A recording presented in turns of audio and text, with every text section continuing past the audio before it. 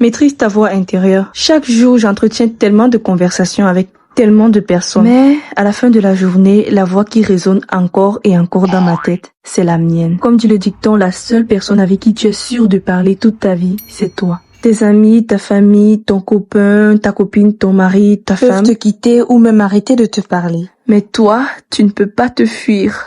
Alors je me suis dit, pourquoi ne pas faire que cette conversation soit la plus agréable? Alors si tu veux avoir plus confiance en toi et que les autres te respectent, tu devrais commencer par te respecter. Comment tu veux que les autres te respectent si toi-même tu ne te respectes pas? Non, tu ne te respectes pas.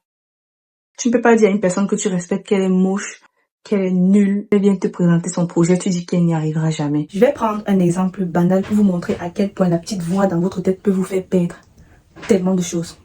Je suis sortie récemment avec des amis. Avec une amie pour être précise. Donc on est parti à une soirée. Il y avait la good vibes et tout, il y avait la bonne musique. Chez nous, quand tu danses bien sur scène, parce que parfois des cabarets ou lors des soirées, il y a des scènes. Donc quand tu vas sur scène et que tu danses bien, on te farote. Faroter, c'est pendant que tu danses, on te lance des billets sur toi. Donc du coup, on a mis une musique qui me plaisait vraiment. Mon amie, elle sait que c'est l'une de mes musiques préférées. Elle m'a dit, mais vas-y sur scène, tu danses et tout.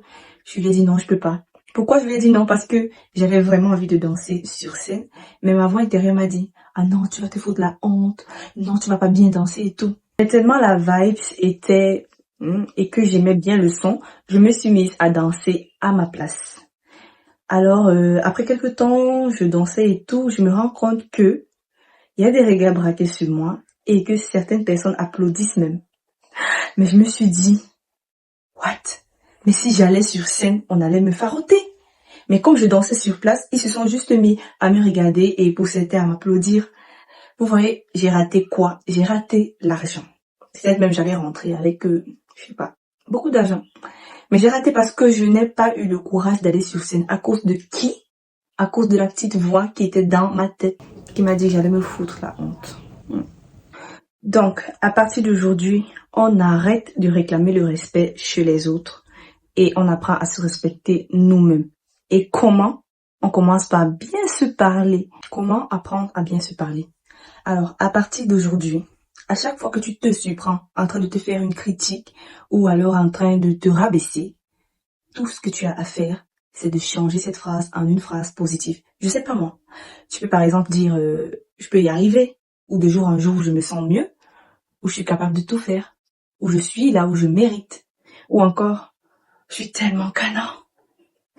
Donc à chaque fois que ta petite voix, elle va venir te dire tu n'y arriveras jamais. Tu peux l'envoyer balader et toi tu lui diras je suis capable de le faire. Je peux le faire. Je suis une personne merveilleuse. Alors toi, t'as rien à dire, ok? Tu fais ce que je te demande de faire. On va reprogrammer notre voix intérieure pour qu'elle nous soutienne au lieu de nous saboter. Parce que c'est notre voix